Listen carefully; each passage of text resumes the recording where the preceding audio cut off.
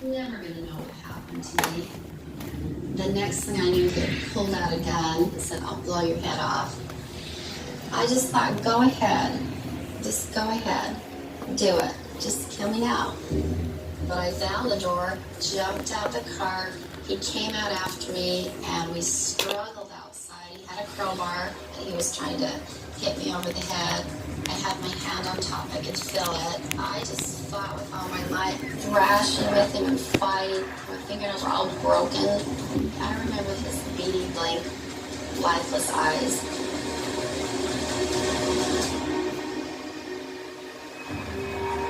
At that time, a car started coming the other direction, and that's when I broke loose and ran to the car.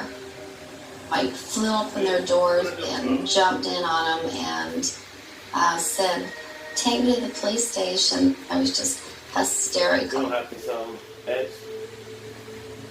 I was very lucky, and it was really shocking to find out later that he was so angry I had gotten away. He just drove somewhere else and killed someone else.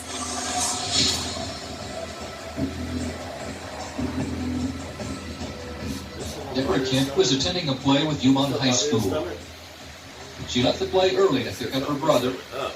Debbie never got to her car. The same night that Carol DeRonch was kidnapped, Debbie Kent was abducted in the parking lot north of Salt Lake. Found in the parking lot was a handcuff key. And the key fit my handcuff that I had on me. Police believe the key was from the same handcuffs used to kidnap Carol DeRonch. 4 hours earlier, the same night, Debbie Kent disappeared. Now, there's a witness and real evidence. The police are starting to make connections.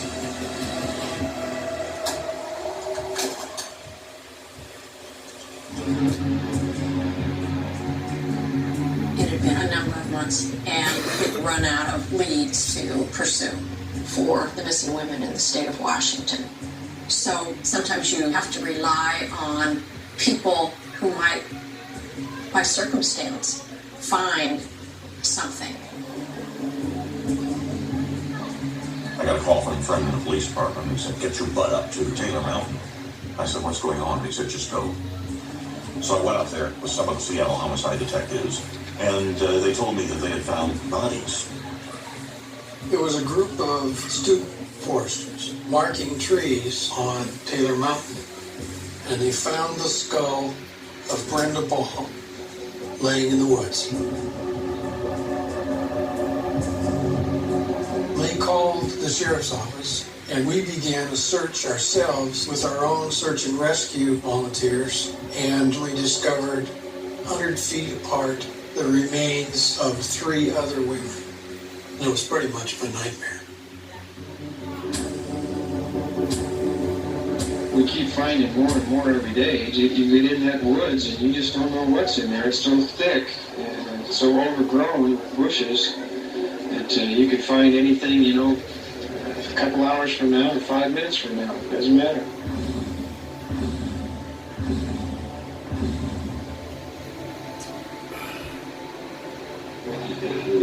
Survived about Taylor Mountain. At the Taylor Mountain, the crime scene. We can make a reason. Yes. That this individual was clearly trying to cover up his crimes. When the body was left there, the animals in here doing, his work for it. Then he would continue with that and everything because they had his own garbage disposal. Remains of 6 missing girls were found at the same site. The skeletal remains of 21-year-old Linda Ann Healy, 22-year-old Brenda Ball of Seattle, 18-year-old Susan Elaine Rancourt of Anchorage, Alaska, and 20-year-old Roberta Kathleen Parks from Lafayette, California.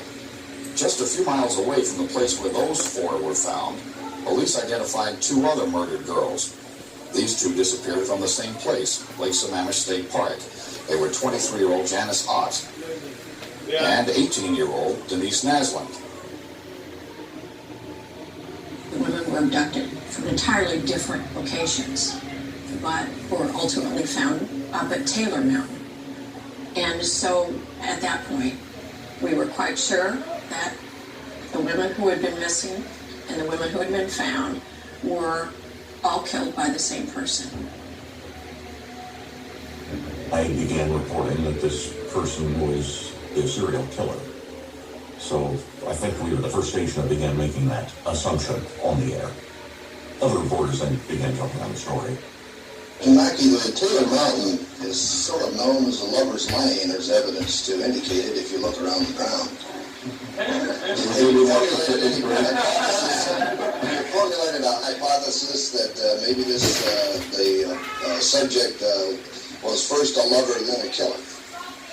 Well, you can conjecture all you want on that, but the problem that we have in these cases is different than most homicide cases. We don't know the way they were killed, so it's pretty hard to make any judgment on this at all of how they were killed, because we've always found his bones. The remains were found scattered apart, affected and impacted by animals. We didn't have the technology that we have now. We didn't have the DNA capabilities. The evidence that we had initially found on our bodies was almost non-existent. In case I was morbid to say this, but we were hoping for another body with more evidence on it than what we could produce from the ones we had. We still didn't have an offender named, and it was still quite a mystery.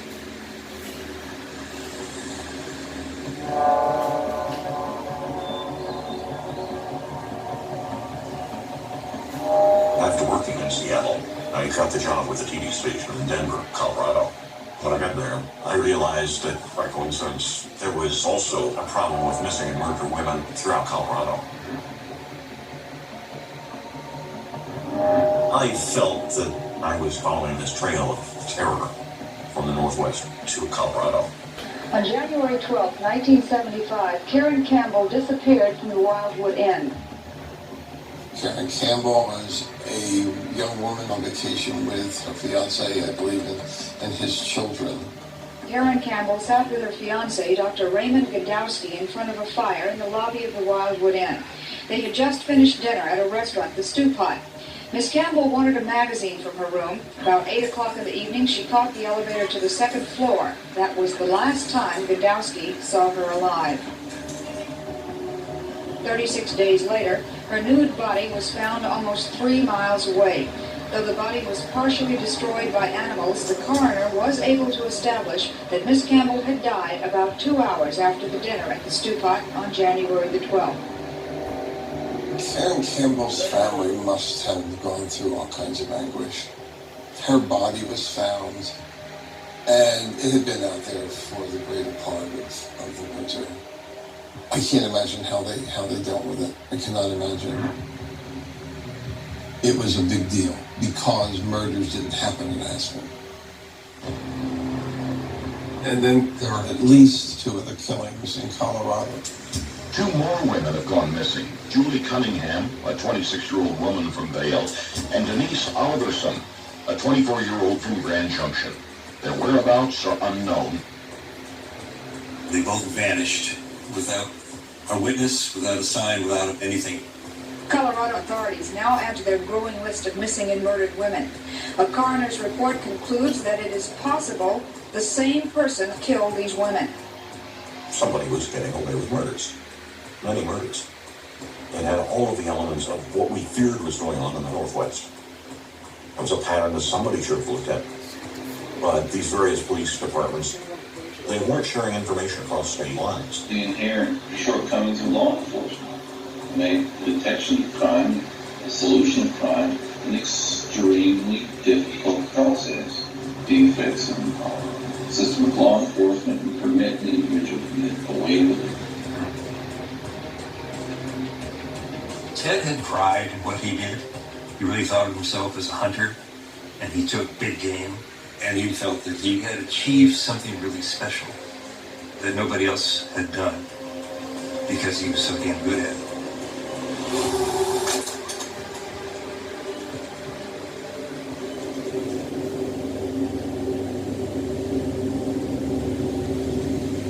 Almost a year later, the police has no suspect in my kidnapping.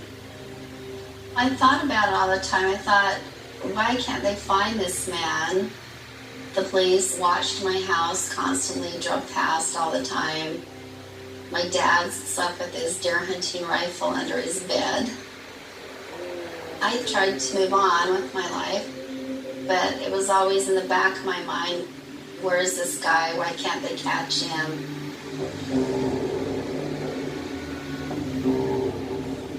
One night, Highway Patrolman Bob Hayward was in a residential area around Salt Lake City, and he saw this VW automobile driving down the street with its lights off. He became very suspicious and tried to stop the vehicle. It ran from him and he chased it. Finally stopped it and pulled it over. It was a freak occurrence that brought me in contact with you at 2 o'clock in the morning. We're talking about luck. The driver was arrested for failing to stop at the command of a police officer. He was identified as Ted Bundy. Mr. Bundy wanted to hire a lawyer. So he called me and said, I've been arrested and I need to see a lawyer. Made an appointment, came in. John O'Connell was the other lawyer and eventually became lead counsel. Initially, it just seemed like a minor matter. Misdemeanor charges seemed to be just a big mistake and a series of coincidences. Here's a guy that was a college graduate. He was joining the LDS church. My secretary at the time was a young lady who had dated him. He seemed like one of us, if you will. But shortly thereafter, prosecutors got in touch with me and said, we'd like you to come in and talk to you about this guy. We think there may be more to this than meets the eye. Police found a brown gym bag in his car containing a ski mask, an ice pick, some strips of torn sheet. The items found in his vehicle were very suspicious. There was a pry bar, pantyhose, there were handcuffs. He also matched the description of the individual that had attempted to kidnap Carol Durant. So the investigation of Ted Bundy began in earnest.